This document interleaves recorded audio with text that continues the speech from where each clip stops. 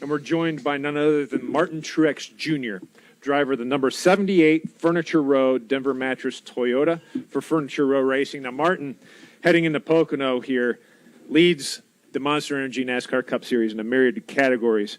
Points, you're 9 points ahead in the Monster Energy NASCAR Cup Series standings. You lead the series in stage wins, playoff points, average running position, driver rating, fastest laps run, and laps led. And, you're tied with Keselowski for top 10s. Huh. Now you're coming to Pocono, where you've had some good success. Won here in 2015, big win for you. How confident are you coming into this weekend? Well, I definitely have some confidence coming here to Pocono. It's been a really good track for us the last few years, and last year we had a couple really strong cars here, and if I remember right, we had a lug nut knock the inner valve stem off both races. So had a little bit of bad luck here, but we had really, really fast cars, and excited to come back. So I love coming up here. It's really close to where I grew up, and it's kind of a second or a third home track if you could have three. So it's always fun to come up here. We've got some good friends up here, and I enjoy the area. So that coupled with the racetrack that's been good to us makes it fun, and definitely looking forward to having a good weekend. Okay, we'll open the floor up for questions. If you have questions for Martin, please raise your hand. We'll get a wireless mic to you. We'll start here with Holly, and then we'll go to Zach. Looking at the race winners this year, and a couple of you guys have won multiple races, and then we've kind of had new winners come in. Feel like things are a little bit off? I mean, you wouldn't necessarily expect, Kevin Harvick maybe not to have a win, or the Gibbs guys. How do you kind of look at that? Well, it's definitely been interesting. I mean, I honestly don't pay a ton of attention to what other guys are doing. We kind of try to focus on our own deal, and we feel like there's been a few weeks where we probably gave them away or kind of missed out on opportunities to win. But it's been neat to see some new winners. It's been interesting to see some of the guys that we all expect to win, that typically win by this time of the year, not win yet. So, I mean, some of that's just the way racing plays out and the way things go. I still think, some of the guys who haven't won have been running really strong and been consistent. So, there's still a lot of racing to go before the playoffs start. So, I wouldn't get too caught up in it. We'll go Zach, then Claire, then Joseph, then Reed. Zach, Zach Sterniel with Pocono Record. Obviously, you've been running well all season long. Is there anything in particular that's been standing out to you that's allowed you guys to have the success you've had, especially compared to finding victory lane and stage wins as opposed to the Gibbs guys? And is there anything that stands out that you guys really need to work on before you hit the playoffs? Yeah, I think for us, just having another year together under our belts, another year in the Toyota camp, certainly this year has been an improvement, a spot I think where we could get better. Last year we started out with a lot of new things and had to kind of learn our way early on in the season. And, we still had some good results through that time, but, definitely not at the level of confidence or consistency that we've had this year. So I think that's part of it. Just, continue to build that relationship with all the people we work with, all our partners, and then just Cole and I and Jazzy and our team really just continuing to build on that notebook and that success that we've had the past few years. So it takes time to put together, the notebook and all these little things that we learn along the way that you can look back on a year ago or 2 years ago, 3 years ago, and kind of still use those things as a direction. So that's been neat to be able to do that, to be with the same group of guys and continue to, I feel like, get better and grow together. So that's been a big part of all that. But, so it's been good. I mean, just, we're always looking at ways to improve and, just being together and learning together and growing seems to be a part of that. Claire B. Lang, Sirius XM NASCAR Radio. You always have been sort of a calm guy, but it seems like over the last year or so you found a center to you in that. I wonder at a track like Pocono, what's the art of racing Pocono, and how do you think a veteran like you who's very calm and centered, it lends itself to a track like this and having success here?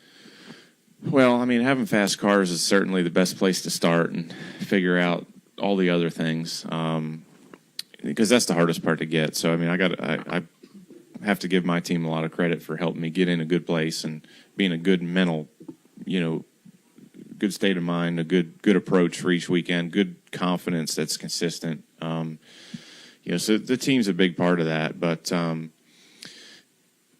Pocono is such a rhythm racetrack, a comfort racetrack. It's a place where you go out there, you could win both races in 1 year, come back here the next year and go out there on a racetrack. And it takes you a few laps to find that rhythm, to find that comfort, because it's just such a hit your marks sensitive kind of place. And so, even today we had power steering issues, we had brake issues. We only made 4 laps of practice, and it's like, as good as we were here last year, I felt like I was lost the first lap out there. So it's such a challenging track and so different than where we go each and every week that you got to have confidence in your team, and you got to have a fast race car. That's the number one thing. Joseph Walken, frontstretch.com. What's the team morale like with you running well and Eric Jones beginning to turn the corner? I think the team morale's good. Everybody's having a good time, enjoying themselves, and they work so hard that it's nice when it pays off. And I think that just continues to motivate the team to keep pushing and keep working. And when they see results in the effort they put in, it pushes them to go even harder. So we've got a great bunch from top to bottom, and they're doing a good job, and I think they're enjoying themselves as well. So that's always a good thing. What's the biggest difference having 2 cars? Honestly, I don't think there's a whole lot difference in having 2 cars. I say that's a good thing that I can say that it hasn't really changed a lot the way we race or approached racing, because we hired not a lot of new people over the winter, and bringing in a second team is a big deal. So they've done a good job of just all working together, kind of approaching racing and using the same ideals that our team did. And so, they're a good fit together, and that's kind of why it's been, not really a big change, which has been good. Reed? Reed Spencer, NASCAR Wire Service. You're the series leader in playoff points with 18. You're also the championship leader. After 26 races, if you're still there, it's another 15 playoff points. Did you guys have this thing figured out before the season started? We planned it all. We said this is exactly how we're going to do it, and here we are. I think everybody comes here with the same plan. Everybody wants to, it starts with being consistent, running up front each and every week, having fast race cars. We've been able to do that. So at the same time, we've been able to not make mistakes, be consistent, not have a lot of issues. I think our only really bad race was Talladega, which that's Talladega. So I think everybody sets out to be able to do this beginning of the season. I think this year with the stages and all the points that we knew were on the table, I think everybody looked at it and said, okay, how can we figure out how to get more points than everybody? So I think just a job well done by all of our team and all of our guys, and it's really gone better than we probably even imagined so far. So it's been fun. It's been a real treat to be consistently up front each and every week and leading laps, and I'm having a blast right now. So it's been fun. It seems like it's taken some teams a little while to wake up to how important these points are going to be down the road. I think they know how important they are. They've just been hard to get. So it's difficult. With the pit strategy, the way it can play out with the stages, and it changes. It's definitely changed the racing without a doubt. And it's been hard to kind of manage, okay, how do I make sure I'm up front for the end of the race to try to get the overall win, yet not give up those playoff points throughout the race. So it's definitely been different. And I think each week and each racetrack is different. I think Pocono this weekend is going to be interesting because, you can pit here without going a lap down, almost like a road course, and there's going to be some wild strategies going on. And just depending on how the cautions play out, it could mix things up a whole lot. So we'll see how it plays out, and hopefully we get some more points. Additional questions for Martin? We'll go to Robbie.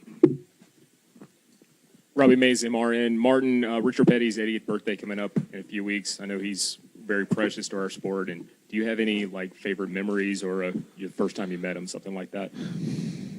I don't have anything that's really over the top or sticks out, but just seeing him around the racetrack, and what he means to the sport, and the fact that he's 80 doesn't look a day over 60. You know what I mean? It's he's just an amazing person. He's fun to talk to, and just such a huge part of the sport. So it's fun to see him around each and every weekend. And it's fun to talk to him. He's always got something funny to say. Always got a story. I don't know how he hasn't ran out of stories yet, but just an awesome guy. Really glad he's doing well and he's still hanging around here. Go up front to Jerry. Jerry Jordan, KickingTheTires.net, PRN.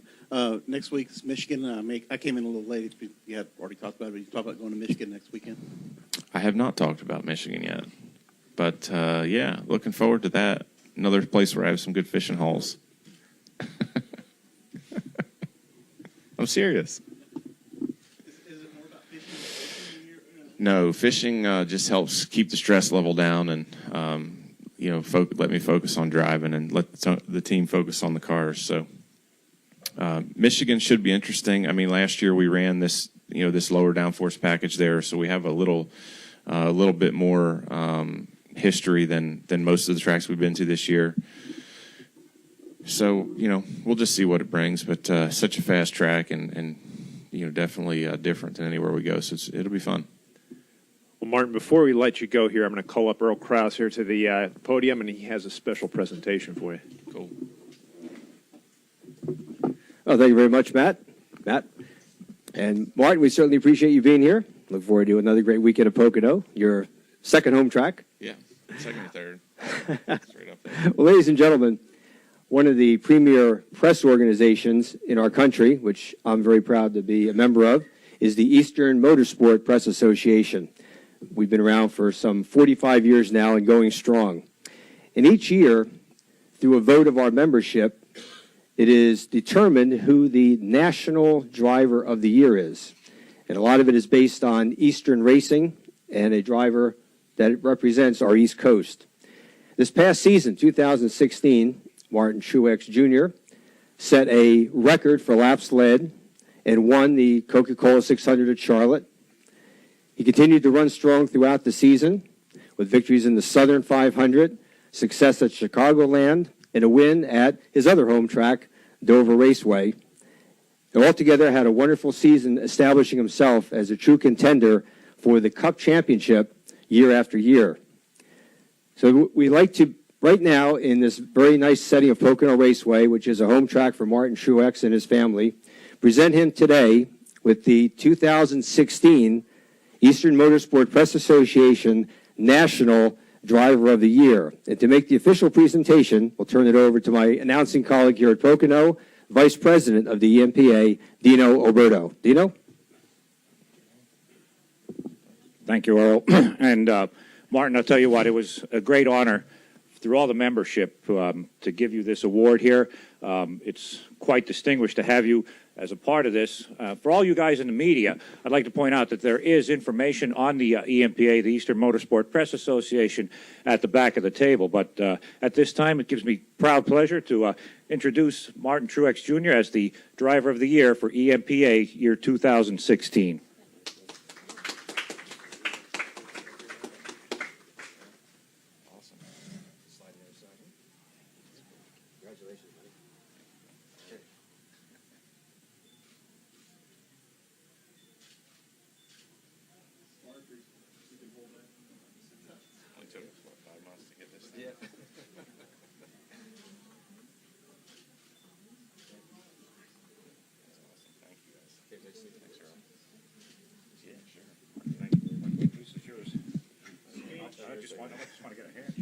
Ladies and gentlemen, Martin Truex Jr.